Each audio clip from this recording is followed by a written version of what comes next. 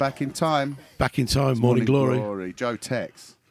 You gotta love Joe Tex. And the Tex-Elects. That's off a great album that Ace have just put out, which is all the guitar playing of Reggie Young. Reggie Young, exactly. Thank you, Sid. We welcome Sid. Yeah, hello, Sid. Sid put a very funny thing on Twitter this morning. He said, "I'm on my way to Soho Radio to speak to the knowledgeable James Endeacott." And I thought, this is a man who knows more in his left finger about music than I do.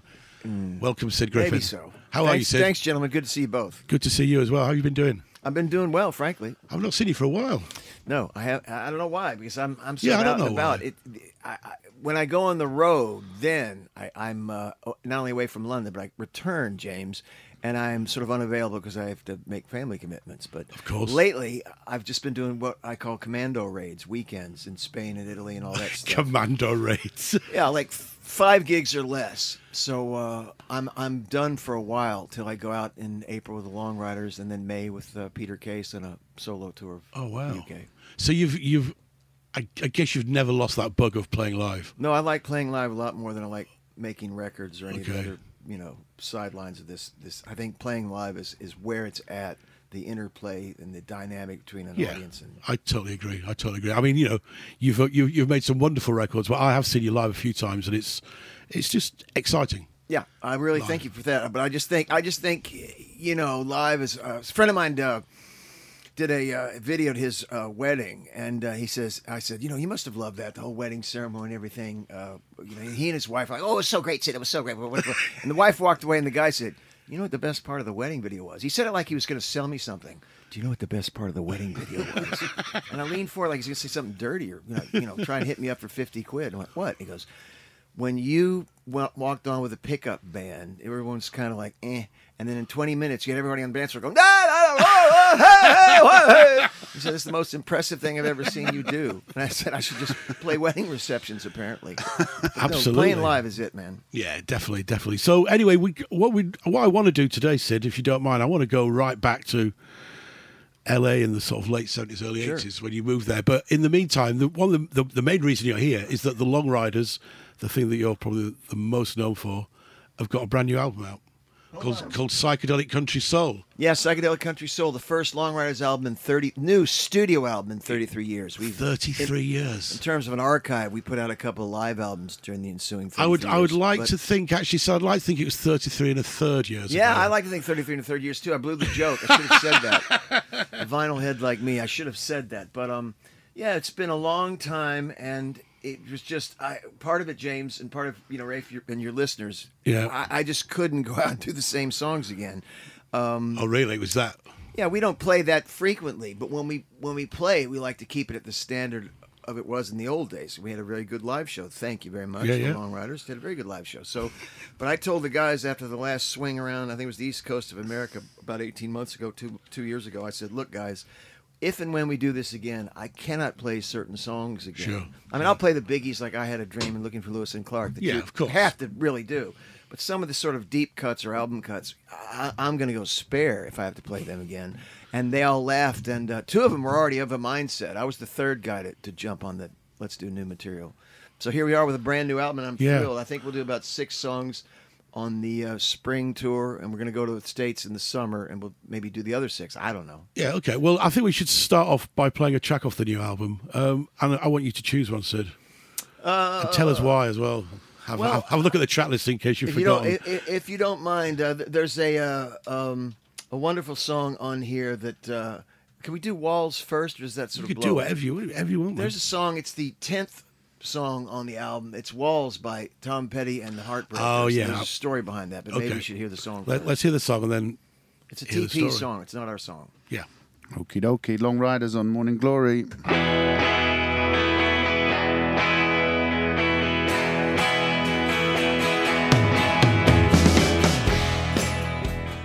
Walls by the Long Ryders from their new album. And that's a Tom Petty song. It is, because Petty was very nice to us, James, back in the day. He was very nice to the Long Ryders. He paid to see us play once, as I recall. Did he? And he saw us play in November 1986 when we backed up Chris Hillman. How's that for a name to drop? Wow, at Chris the Roxy. Hillman from the Birds. We did a Burrito Brothers song, and I think Time Between You Ain't Going Nowhere, and I can't remember the other two. We did Sweet Mental Revenge. What's the fourth song we did? We did 4 songs with Chris Hillman as a benefit for the late, great Michelle Meyer, a friend of ours who passed away about a year after the benefit. She had, it's no big deal now, she had cancer, and it was just awful, bone cancer. Yeah. God, and as a lot of people in America, one of the great bugbears of America now is we don't have the health insurance. So we did this benefit, and they're terrific people were there. Dweezil Zappa played, believe it or not. Wow. A couple of the guys from Duran Duran played, and it was just because she'd done so much for so many bands. The late Michelle Meyer. Yeah. And Michelle Meyer was so great. So Chris came out, and we didn't. I don't remember if the Long Riders played any of our material at all. Maybe we did, but we played 4 songs behind Chris, and Petty was there at that show. Okay. So he got in free for that one, but I don't blame him. And he was already, this is 89, so he was already a huge star. And it was just sort of funny to be standing out back of the Roxy on the Sunset Strip. And Tom Petty comes up, and he was talking to the drummer, Greg Souders, like they're old friends. I was just sort of earwigging. But he was, in my opinion, a really nice Florida guy. I'm sure he had his problems at times. Of course, yeah. When I was ever in his good company, he was great. In fact, I was struggling at Moby Disc, Sherman Oaks, when the Long Riders broke up. That's a record store in an L.A. subdivision in the San Fernando Valley. And the Long Riders had broken up about a year before. So went from being this sort of hip indie American guy to a guy working in a record store, as so many of us have done. I was just reading the other day in Shindig magazine how Epic Soundtracks was a number of record stores. I was interviewed for that piece actually. Yeah, well, yes, indeed. I actually get a mention in there. And so I was working at a record store, and I'm no longer a hip guy. And Petty came in, and I was so embarrassed. I hid behind the fixtures, as we call the racks of records in America. I hid behind the furniture and had this guy, Norm Halatian, my Armenian friend, serve Tom Petty. Norm kept going, "Don't you want to talk to Tom Petty? It's kind of your kind of guy, man. I mean, don't you want to?" No. So I literally hid. And so finally I thought Petty had gone because the records are playing really loud in this record store. And I stood up, and there was Tom Petty like 5 feet away, and he just turned to leave without recognizing me or saying anything. I was so relieved. And Norm was like, "Hey, man, that's kind of weird. I thought you really loved that kind of music." I said, "Well, I do, but I just felt like I was a hip guy last year." Yeah, exactly. I've got a good record store story. Actually, many years ago, I used to work in a record store called Our Price Records, which were in the UK in the 80s and the 90s as well, actually. And there was one on the Charing Cross Road, very near where the Astoria used to be, so towards the top of the Charing Cross Road. And I was about 21 at the time, and it was around the time of a TV show. I don't know if you know this, Sid. There's a TV show over here written by Dennis Potter called The Singing Detective. Yes, of course. Yeah. Amazing show with great music from the 20s, and it's an amazing record. And there was a soundtrack album out. Anyway, I was in the store, and this little guy walked in, and it was Ivor Cutler. Wow. The famous Scottish poet, sure, Graz fati belle. Mother Nature's son. Yeah, amazing. And I was like, "Oh my God, I've got to speak to Ivor Cutler. I want to serve What do you say Ivor to Cutler." Ivor Cutler? Hello. Hello.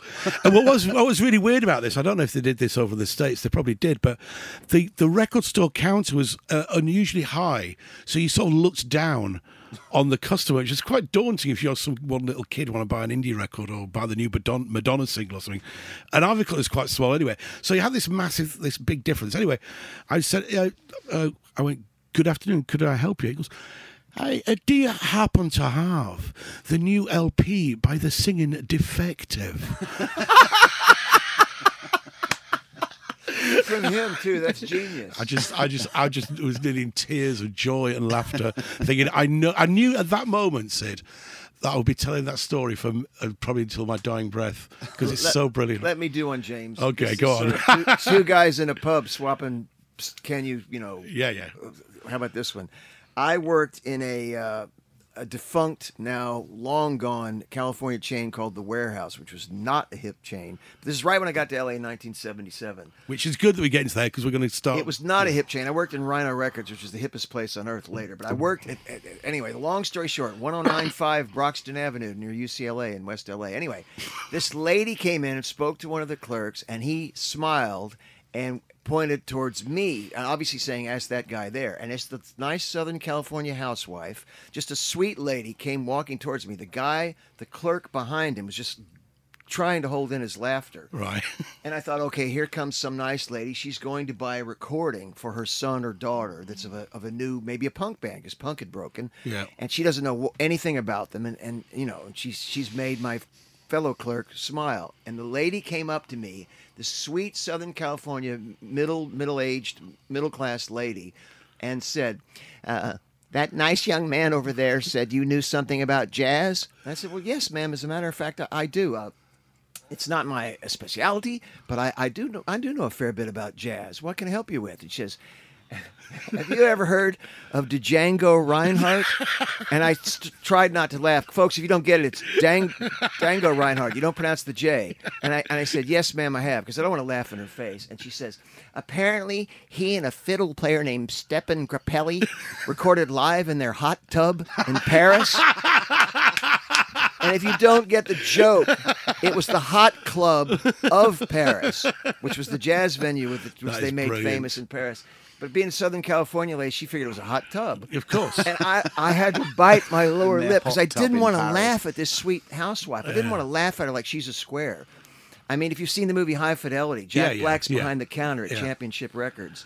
And the guy comes in and says, do you have that record? I just called to say I love you. And Jack Black goes, who's it for? My daughter. And he goes, do you even know your daughter? She doesn't want that record. I didn't want to be like the Jack Black character. So I'm biting my lower lip not to laugh at the hot tub in Paris. How funny. So you mentioned LA in 77. That's when you moved there, isn't it? Yeah, I moved to LA. Or a bit earlier than that. I promised my folks. I promised my folks I'd get my undergraduate degree. I got it, and kept my promise. So I turned 22, September 18th, and about 2 weeks later, I drove out to California all by myself in a battered economy car with a U-Haul trailer behind it, and I often thought, man, if I could ever be famous, my autobiography is going to be fantastic because it's actually quite a nice story. But it's funny we talk about that because my mother had a neighbor take pictures of us the morning I left. Right. And for years I've had this snapshot. There's 2 or 3 of them, and I was so proud of the snapshot because here's this young man, 22, driving 2,200 miles across America all by himself to make a name for himself. And there's my mom grinning next to me. And then as the years go on, I thought, oh my God, she must have gone in the house and just cried her eyes out. Yeah, of course, yeah. Because, I'm not coming back. I'm not going to come back. That's it, you've gone. I'm gone, and I was only 22, and I'm all by myself. God knows what could happen to me in Oklahoma or driving, And so I look at the photograph now with a completely different point of view than I'm someone's parent. It's funny how life is. Well, yeah, it's all circles, isn't it? Yeah, it's all circles. It's all circles. It's all circles. So it was the right thing to do, and I'll tell you one more before we play a platter or whatever. This is a great one, if you allow me to say so, folks. Yeah, absolutely. I got to Southern Cal. I drove across America, and I didn't go straight. I went to see friends in Austin, Texas, and I went to see the Grand Canyon, and I just did all this fun stuff. Driving across America was just so great. It was I got off the interstate. I saw really crazy ass things, and it was so great to see the states. And I got to Southern California, the traffic starts to build up. So I pulled over east of Pasadena, I think in Altadena, and I'm finally in Southern California. I know one person, a first cousin named Mason Ralph. He's no longer with us, God rest his soul. So I pull over, it's about 6 p.m., the traffic's terrible. So I pull over to this fast food place to get a burrito.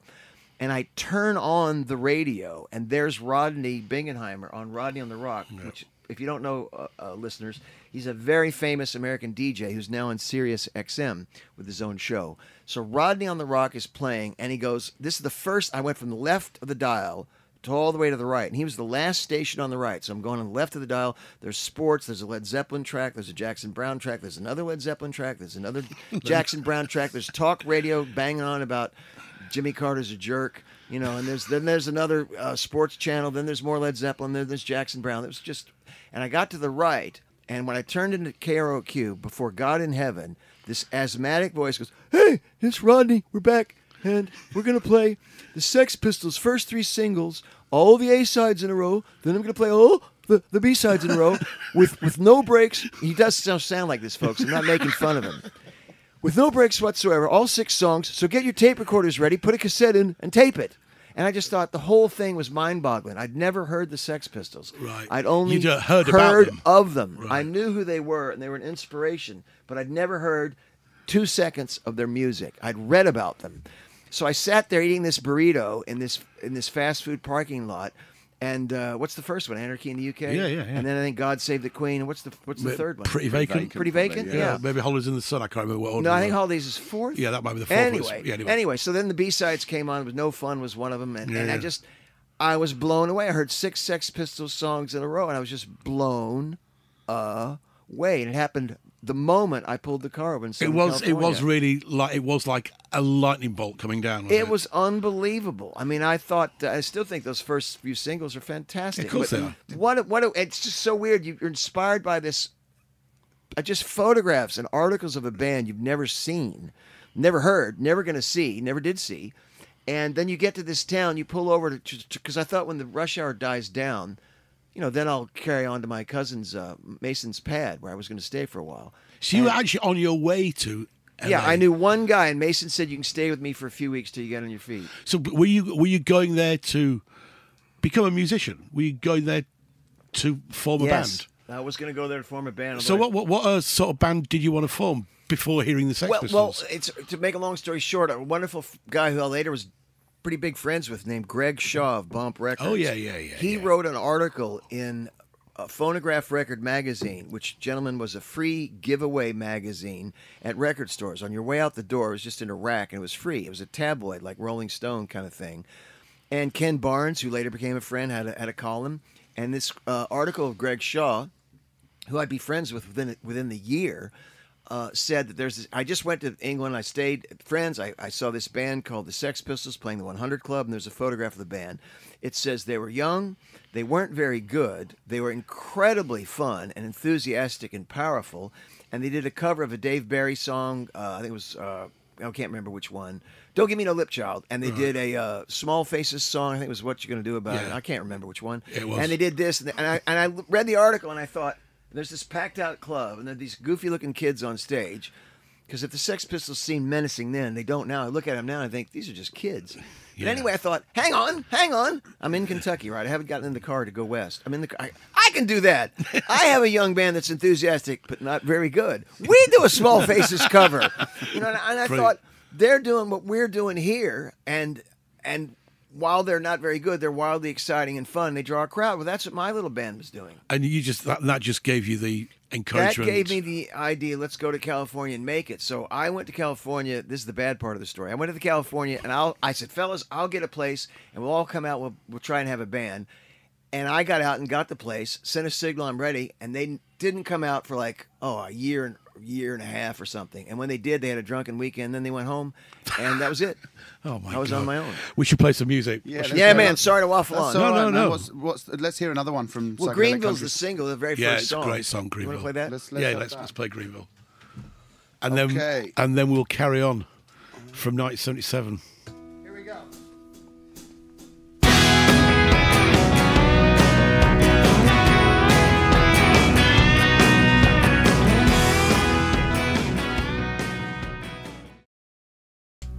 That was Total Repo Man, Sid, wasn't it? Yeah, that was the Unclaimed. Unclaimed. My first LA band was Death Wish, so there's no recordings of unless somebody recorded a gig, and that was a out-and-out punk band. And then that fell apart, and I formed this band April 1979, with Shelly Gans, G-A-N-Z. And Barry Shank was the bass player. He's the guy that wrote Ivory Tower, which is a Long Ryders song a lot of people like. And we had this wonderful band with several different drummers and several different keyboard guitar players. The main one was a guy named, I swear this is his real name, Rich Coffey.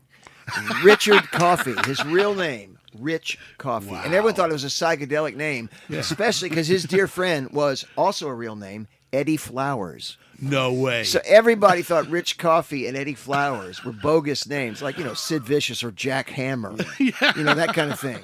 And those two guys, Eddie Flowers and Rich Coffey, had a band called the Gizmos back in Indiana, USA, who were drumroll please, the first American band to put out an indie recording, period, bar none. Oh, really? In the days of the punk thing. A lot of people say the Nerves, and I love Peter Case to death, but the Gizmos beat the Nerves, nipped them at the post by actually a few months, with a recording, an EP, in I think 75 or very early 76 called America First.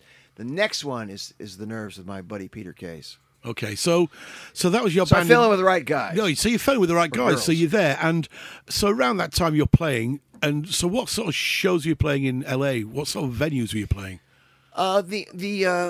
I remember my friend Johnny Held said in December 1980, we were looking at a map of LA somewhere, and he looked at it and said, the last place to open up there's another new club opening up in LA. And I said, really? How many do we need? And he says, well, this one's in my living room because it's the only space that's left.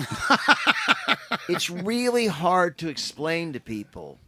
My Southern California friends all said that the strip and the scene was dead around 75. The glam thing had faded and the punk thing had really started. So you had a few bands like the Hollywood Stars doing a power pop thing, but it really hadn't started much, and there weren't many places to play. By 77, 78, 79, and my friends joke in December 1980, if you couldn't get a gig in L.A., there were gigs everywhere. The only thing I can compare it to is maybe, I better turn off this phone, is Mersey Beat. Because we all know that there was something like 300 semi or professional bands in Liverpool 61 to 64. Yeah, that's incredible. Amazing. And L.A. LA was the same. I mean, it was amazing. It was so easy to get gigs. Maybe difficult to get good gigs, but I mean, every little this little place we're in now called Soho Radio. Yeah, this would have been a venue, and we would have played, and you might have gotten. I swear to God, folks, 70 people in that space right there. It was just crazy. Bump Records, Greg Shaw's Bump Records was this tiny shop on the Laurel Canyon in the San Fernando Valley, not in the hippie part of the hills, where it flattened out in the San Fernando Valley. And that Bump store had gigs, and it was probably smaller than that. And we played there at least twice, I think. So, I mean, there was gigs everywhere for the Unclaimed. And we drew the same 40 hardcore Fans. 60s nuts a lot. And then maybe 20 people would stumble into the gig by mistake. So around this time, you're obviously fueled by the passion of punk and all that. Oh, yeah. But you've got this... You had this great love of, obviously, bands like the Byrds and Love and the whole sort of 60s scene going on. So, and were you consciously trying to marry the two things together, or was it just something that happened naturally? No. What happened was, I hate reducing the Long Riders or anything I do to a formula, but it sometimes helps. Come on, people sometimes you have to. When we started the Long Riders after the Unclaimed, Barry Shank and I left the Long Riders, and it's the craziest thing how there's some kind of signposts or landmark things in my life that are full of irony and fraught with history with a small h. I actually have a recording of a gig, the last gig the Unclaimed did, and on it you can hear Peter Case, the aforementioned Peter Case, talking to my friend Robin Cohn, and he's saying to Robin, that's a woman, she says, oh, Barry's not just leaving the band alone, Sid's going with him. And you can hear on this cassette Peter Case go, wow, Sid's leaving the band too? And this meanwhile while the band are playing in the background. No, we've just finished. Okay. The Unclaimed had just finished. And they're discussing, they're going to have a new band. I don't know what the name is yet. I mean, how weird is that? Wow. And that band was the Long Riders. Yeah, when we formed the Long Riders, Barry and I, and he dropped out after about a year and a half to pursue his career in academia, and he's now a full professor at Ohio State University. So more got a power proper to you, job, Barry. yeah. Proper job there, buddy. And so the Long Riders evolved. We got Greg Souders from a band called the Box Boys to hit the skins for us, and Steve McCarthy walked in the room from an ad in a news-free rag called The Recycler, which we sold cars and things in. And they had a Musicians Wanted ad that helped the Bangles get together. It helped X get together. It helped the Long Riders get together. And so, and then Tom Stevens was, I think, our third bass player, because we had Des Brewer there for a while from a British band called Giggles. And Giggles. That's the band. Yeah, they were on What EMI for 4 singles. They had a hit in.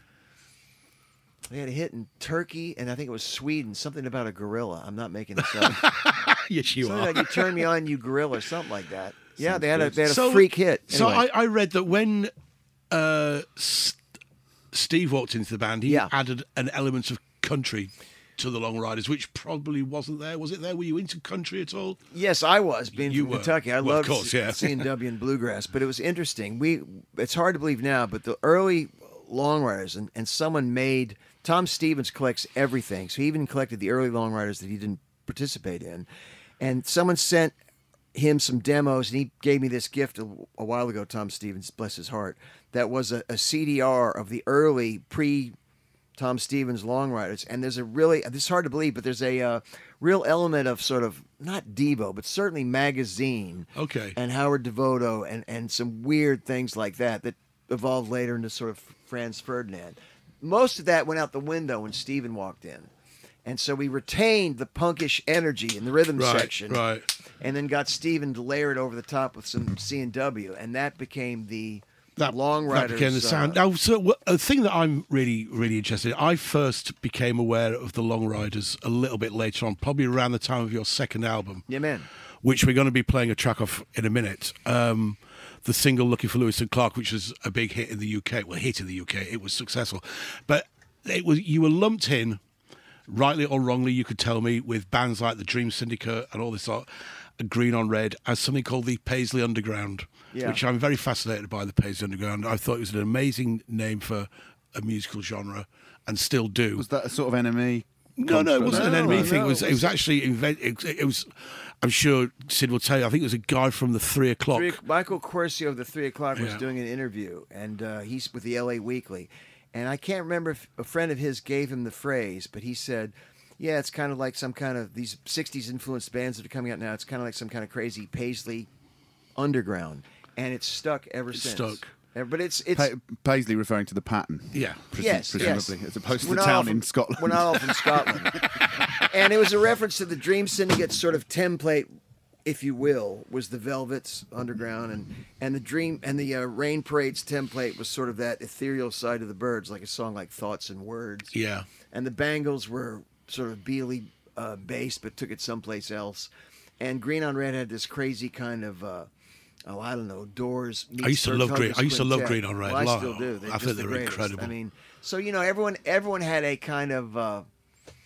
You could kind of take it back a couple of notches in rock and roll history and see where these bands were coming from. So but it's hard for me to tell people. It was mainly a social scene as much as it was a musical scene. But I mean, we all lived in the same neighborhood. And did it grow out of the punk scene that you were part of? Yeah, because everyone. Yeah. I remember Matt Pucci and Stephen Roback. That band evolved where David Roback left or was fired actually and became Mazzy Star. But that whole Mazzy Star Rain Parade thing, I was talking to the guys once. And they said, yeah, we tried playing punk, and we just weren't any good at it. We weren't that angry. And I thought, neither was I. And it's a horrible thing to say while people are sleeping in the streets and people are starving, there's war. I wasn't angry enough with my lot in life to be a punk. So like the Rain Parade, I went to do something else. And that's the thing. But the Paisley Underground was incredibly social. We all lived in the same area. Yeah. It was an amazing time. I'm sure LA was very exciting around then. Very. And... So you had your first indie album, Native Sons, wasn't it? Yeah, it was recorded for $6,000 American dollars, and we did a very wise thing. The Olympics came to America, James. It came to L.A. in the summer of 1984. So we knew that a lot of restaurants were going to raise their prices. People were worried about gridlock traffic, and we also knew that a lot of people were taking time off work to watch the Olympics. So we got the recording studios to record Native Sons for a song, no pun intended, because most people thought, well, the Olympics are here for 2 weeks, we'll down tools, or at least, Yeah. So we made the album because no one else was in a lot of these studios, and it was recorded and produced by the late great Henry Louis, who learned at the right hand. You have to follow this, folks. He learned at the right hand of Bones Howe, who, of course, had hits with the Fifth Dimension, the Association, and so on and so forth. So Henry Louis went on to do the Easy Rider soundtrack for Peter Fonda, and the Flying Burrito Brothers he worked with Graham and Chris, and and Joni Mitchell. He did something like 8 albums with Joni Mitchell. He did the Common One album for Van, so on and so forth. Wow. So this guy produced the record. I mean, how cool is that? That's amazing. But we're actually going to fast forward to the second album. Yeah, sorry. No, it's absolutely fine. I mean, produced by Will Birch, who might be listening. Really? Produced? I didn't realize. Produced by Will Birch of the Records, who might be listening. Hello, Will. I love that. What's it? Tina-Rama. Yeah, Tina-Rama. And what's the other one? Starry Eyes is the big one. Starry Eyes was... And also, he wrote Hearts in Their Eyes, which, of course, the Searchers had a hit with. Oh, okay. But anyway, the track off here, Looking for Lewis and Clark, which I remember... I think I saw you play around this time, probably at the Mean Fiddler. probably the mid-'80s. Yes, we played the Mean Fiddler, I think 3 times. Yeah, I love Vince Power. That was when it was up in Harlesden. There's a disc on this reissue that is disc 3 is live at the Mean Fiddler, so maybe might have been the gig you saw. Might have been the gig I saw. Yeah, maybe you can hear him talking in the background. Well, funny, when is he going to leave the band? The Ramones' first album came out, and it has "Live at the Starwood" as the extra vinyl thing, and I'm on that record. And I went to that gig. I just happened to be visiting LA to see if I wanted to move there in the next year. So that August '76 gig at the Starwood, I was there, and everyone said, "Have you heard it yet?" And I said, "I'm too scared. I'm too frightened to hear it. I don't want to hear my Kentucky voice yelling anything stupid," because I already knew the album in August '76. Okay. I bought it early on. I bought the first Ramones album because I thought it'd be like the Shadows of Night when I saw those bold haircuts. I thought it'd be like the Elevators with Rocky or the Shadows of Night. And it was something completely different. So when they played L.A. for the first or second time, I was there. And now that it's been reissued, so many people say, "Have you heard it? Have you heard the Ramones live album at the Starwood that you went to the gig?" And no, I'm too nervous. Too nervous to hear it. I might be going... Well, just before we played this Long Riders chat, there's a very similar story. I saw a documentary about polystyrene from X-Ray Specs on TV, and it was presented by the guy from Sonic Youth, Thurston Moore. Thurston Moore was speaking to Polly's daughter, and he was telling her about the first time that he saw X-Ray Specs at CBGB's, which would have been about maybe 77. He just moved to New York, and he went to go and see X-Ray Specs. And unbeknown to Thurston, Polly's daughter, I forget her name, sorry, says, "I've got a live recording of that show." And Thurston said, "That's really weird, because that's the first time I ever did anything on stage." He said, "I was at the front, Polly was singing, and the microphone, she was singing something like 'I'm a Poser' or something, and there was some sort of call and response thing, and I grabbed the microphone off her and shouted into the microphone." He said, "It's the first time." She said, "Well, let's see if we can find it." This is all on the TV. Really? So he listened back and could hear his voice shouting out. Did he shout, "I'm a Poser"? Oh, I think it's "I'm a..." I don't know what he shouted out. I don't even know if it was that song or not, but it was some song. And he could hear him. So he said, "That is actually the first time I ever spoke or shouted or said anything into a microphone on stage, and it was there on tape." Wow. So, and how cool is that? I'm saying to you, maybe you should listen to that live album. Well, we'll see. They were brilliant, I'll tell you that, the Ramones. Yeah. Anyway, let's listen to "Looking for Lewis and Clark." Yeah, this man. is the Long Riders from 85? 1985. 85. All right, let's hear it.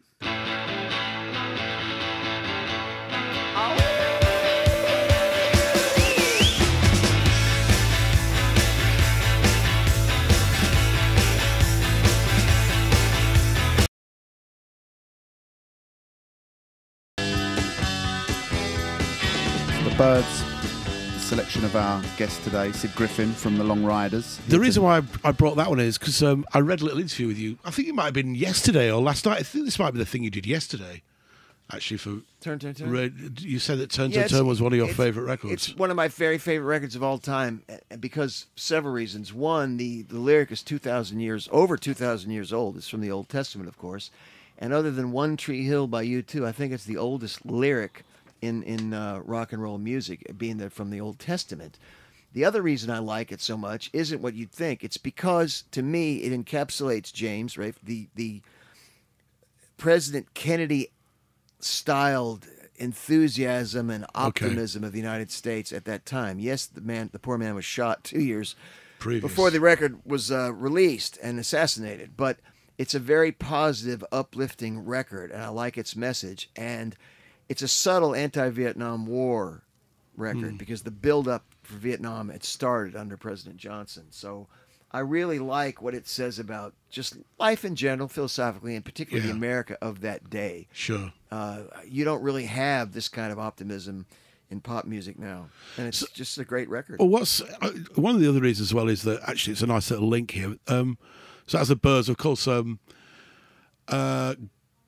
Parsons became involved with the Birds, and so around the time you do the Long Riders, did you not write a book about Graham Parsons? I wrote 85. I did a series of interviews for a Graham Parsons book in 1979 or 80. I wrapped it up, and the publisher ratted out on me. So for about 3.5 years, I couldn't find a publisher. So you were writing this book before In the you 70s, were right in the 70s, before the okay. Long Riders existed. Wow. And it didn't come out till 1985 as kind of a cut and paste. I'm not embarrassed about it, but it's not my best book of the 4 books I've done. But anyway, it was the first book on Graham, and other than Emmylou Harris always singing Graham's praises, and other than Elvis Costello doing a fascinating Graham anthology over here in the UK in around 81 or 82 that came out on Warner Brothers, I was the other voice saying Parsons is great, because no one knew. When we came over in 85, Nobody knew who he was around that time. nobody. I would say, well, they say, who do you like? And I'd say, blah, blah, blah. We like this guy, Graham Parker. And they go, who, Graham Parker?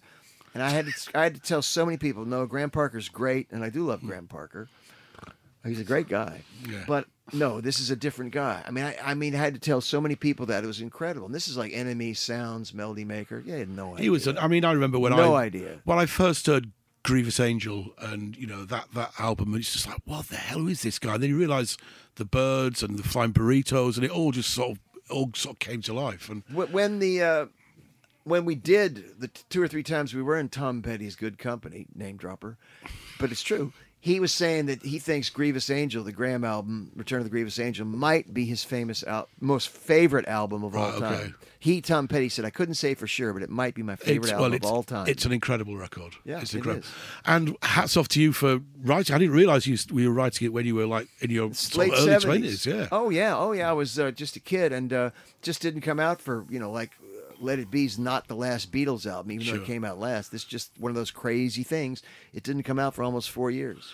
So just to sidetrack for a little bit, see, as being an author, you've also written a book about Dylan as well, haven't you? 2. You've written 2 about Dylan. So one is the Basement Tapes book called $1 Million Bash, which did real well. Okay. And one is a book called Shelter from the Storm about Bob Dylan, which did okay. Right, okay. And what's the 4th one? The 4th one, I did a book on bluegrass music called No, the Players Play the Music, which I'm very pleased. I wrote it with a guy. Oh my God, I can't remember my co-author's name because no one ever asked me this on the air. Sorry. And he was one of the Jerry Garcia crowd. It's called Bluegrass Guitar. No, the Players Play the Music. He was one of the Jerry Garcia crowd back in Palo Alto before the Dead, and he had bands with Robert Hunter, who later became the Dead's lyricist. And I can't remember the guy's name for Love Their Money. You're going to kill me, Mom. Oh, I'm sorry. Oh, don't worry. So, have you any plans to do any more books? Yeah, I'm supposed to be doing a 3rd Dylan book, but I think I'm going to try and write something else first. Right, okay. I need to get a little time. You need right some now, time. my time is being hoovered up by the Long Well, Riders. your time's been hoovered up by the Long Riders. So I'd like to ask you about how you came to be recording in Dr. Dre's studio. Oh, it's quite simple. The last Long Riders bass player was a wonderful, wonderful guy named Larry Chapman, Chatman, from Waukegan, Illinois.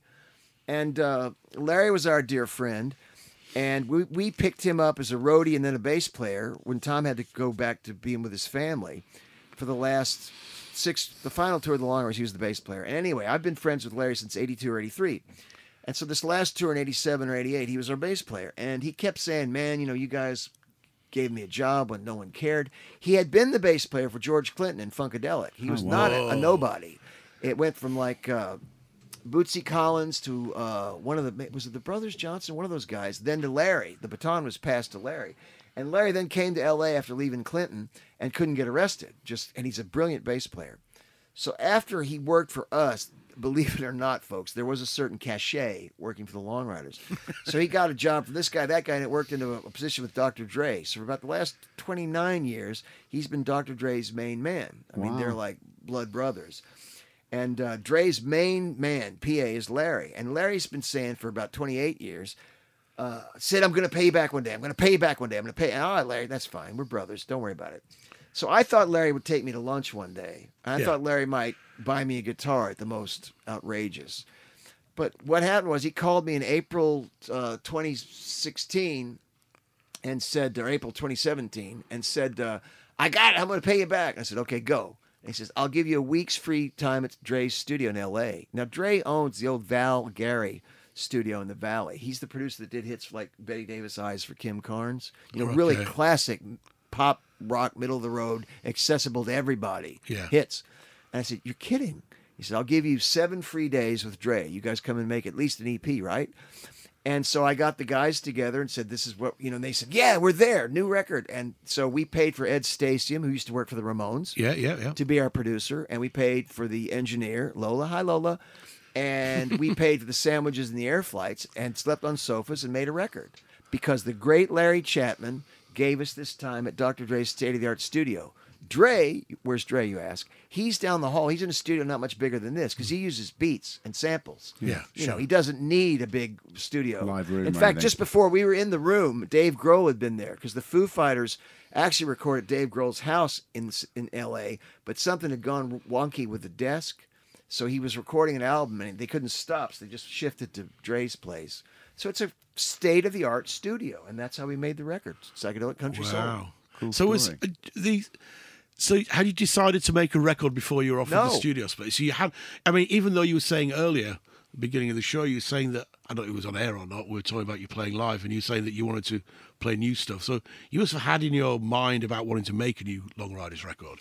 We did. We had in the back of our mind we should make a new record because some of the songs, and I don't want to name them in case I hurt somebody's feelings that's a favorite song, some of the Long Ryders songs I just can't play anymore. Okay, fair enough. Cannot play anymore. And when Larry made this offer, I didn't even ask the guys twice. And they You were just like, said, yeah, yes, let's do it. we'll be there. We'll all do it. So it wasn't made for free, gentlemen, because we had to pay Ed Stasium's fee. He doesn't work for free. He's Yeah, a of course. big-time guy. Yeah. And we had to, buy the sandwiches, and we had to fly out there, and we had to give Lola some money to be the engineer. But it was as close to free or as it was the lowest of low-budget shoestring productions on God's green earth. Well, And considering meanwhile, the quality of the studio you got to record in. And down the hall, Dre's doing these beats. And one time I was watching an American football game with Stephen McCarthy of the Long Ryders. And Dre's beats were so loud, the entire room started to vibrate. He's got this African art on the wall, like shields and masts and spears and stuff. And it was all moving. And I grabbed Stephen and said, earthquake! And in an earthquake, you go to the frame of a building, like a door frame, because that's the last part that collapses. And Stephen pushed me back on the sofa and said, "It's an earthquake! It's Dre next door!" And I was like, what? I've never heard anything that loud in my life. Wow. Dre's beats were shaking the floor. And he's supposedly in a walled-off soundproof room.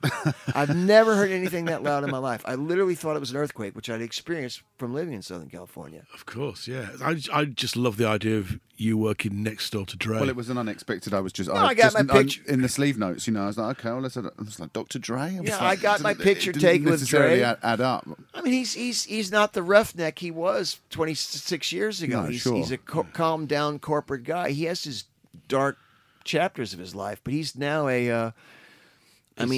diets, he lifts weights, he's corporate, and I mean that in a good way. Yeah, he's taking an entire team who were struggling He's a sort of mega brand, really. Yeah, he's Dr. Dre, taken it isn't into he? a brand. He's got guys on his payroll like Larry that are grateful they were chosen by Dre, and they're this incredible team of guys that wouldn't be in the position they are in now if it wasn't for Dre being the talent that he is. I mean, I people always say, well, I've read that Dre did this and Dre did that, and I'm not excusing what he did maybe 28 years ago. There's some crazy ass stuff, but I'm telling you now, he's a great guy. Yeah.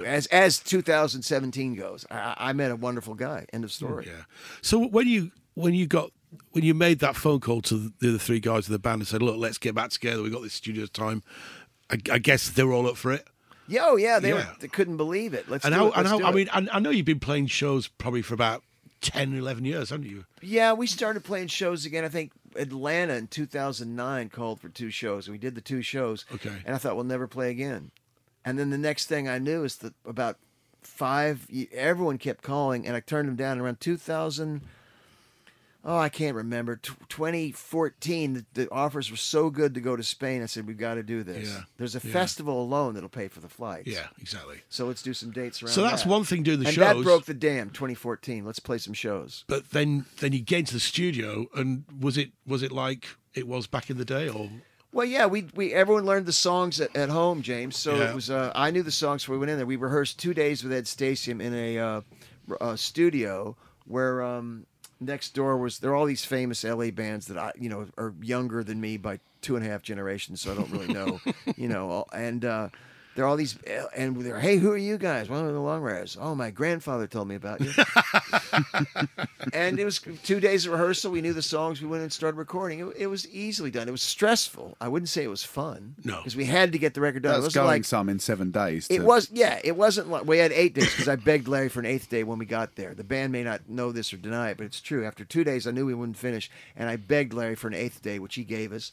Then it was mixed at Ed Stasium's house with a handful of percussive overdubs done, and then Steve McCarthy did a couple of overdubs in Richmond, Virginia, and sent it back down the phone line. But the main recording, 95% of the recording was done in 8 days, and it was really stressful. You know, got to get it done, got to get it done, got to get it done. Yeah, that's... Well, let's have. But I also think 12 that's one tunes reason. in 8 days is going Rafe, some, isn't it? I think that's one reason the record came out so well. Is we're not dicking around and No, you're second not. guessing. It's like, is this right or not? Vote now. Just you go, have 5 bang. seconds. Yeah, and you're all in the room. Yeah. There's no cut. Yeah, Yeah, I mean, and we're voting now, and whatever we vote stands. Well, we should hear another track from it. Oh no, let's could I listen to ask this. you about this disc, I Magic Feel So Sam, Good. Magic Sam Bullet Band? I feel so good. This is the sleeve is great. Is this a new record? No, Magic Sam died in 1970. He's a big hero to the Grateful Dead. He's a big hero to Los Lobos to this day, and he's a big hero to me. My friend Tom Heyman out there in San Francisco Is Angelino? is a huge fan. He was a Chicago guy. That what the long story short is he and Otis Rush were the kings of the West Side sound. Muddy and Wolf are the South Side guys in Chicago. These are West Side guys. They had a dollop of soul put into their blues. So Sam's a big hero to Garcia, and Garcia got Sam to open for the Dead on a tour, and Sam had only played clubs and stuff, and Sam was braced to be this Robert Cray of his era, this young, handsome, incredibly talented guitar player. Sort of crossover blues. And right on the cusp of Bonnie Raitt and the Dead, and everyone was singing his praises, Sam died. He had a heart attack at age 32. Jeez. But he's a god in the rhythm and blues world, or really the blues world. Again, he and Otis Rush just died a little while ago, a few months back. They were the kings of the West Side Soul, and Lobos and I are just, you know, Big fans. Cesar Conrad, David Hidalgo, and I are just massive Magic Sam fans. Massive. So you want to hear I Feel So Good? Yeah, it's like the 6th song in, and people will say, hang on, he's actually rewritten an old blues piece. And I'll say, yes, but let's just Haven't go. we all? Let's just go with it. Yes, he has. All right, it's Magic Sam on Morning Glory.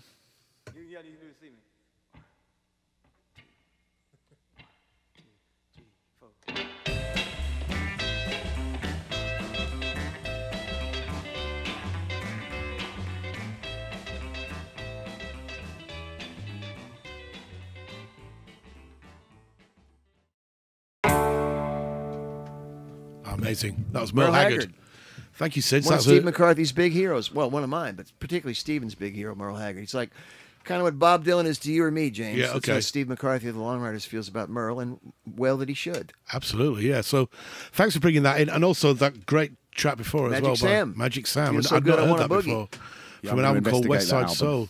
Oh, he's a god. Magic Sam is just a god. The great Denny Bruce, who managed the Beat Farmers, was involved with Sam towards the end of his life.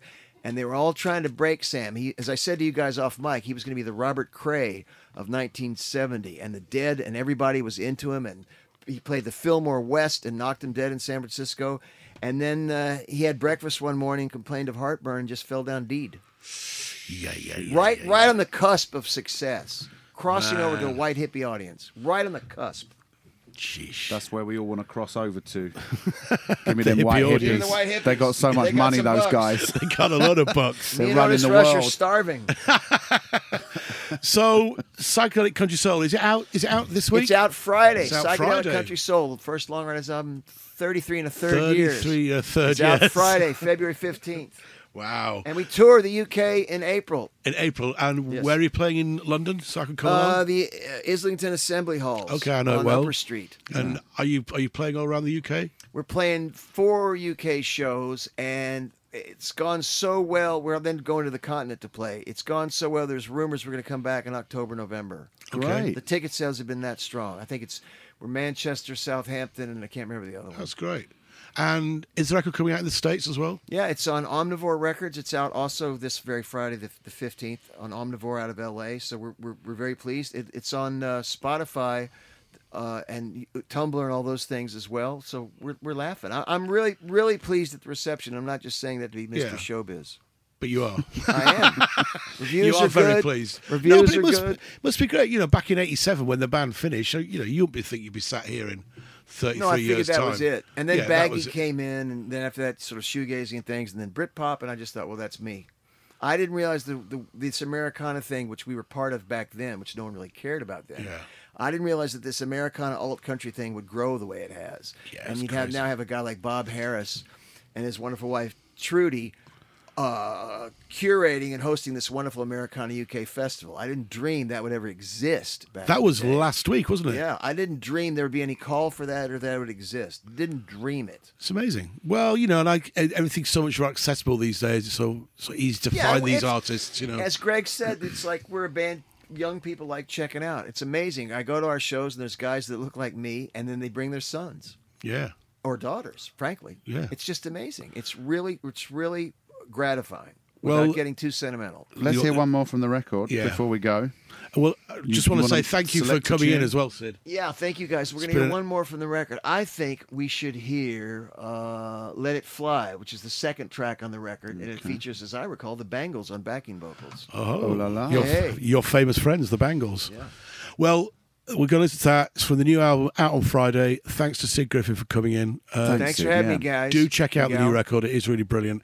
And we'll see you. I'll see you in Islington soon. And April 11th. April 11th. Okay, I'll be. James, you're back tomorrow for Mezzanine Thursday. I'm back tomorrow for Mezzanine Thursday. Yeah, which is which A should be jazz fun. odyssey, par excellence. And then we're here on Friday with Michael Chapman. Very exciting. Michael Chapman's Gotta coming love in for that. 2 hours. Yeah.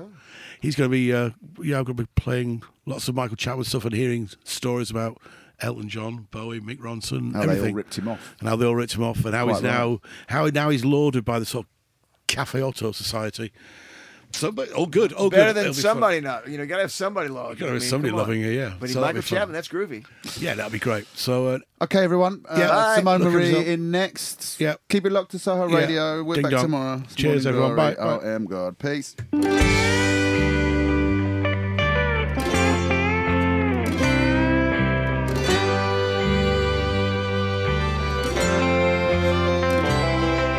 Summer slipped away on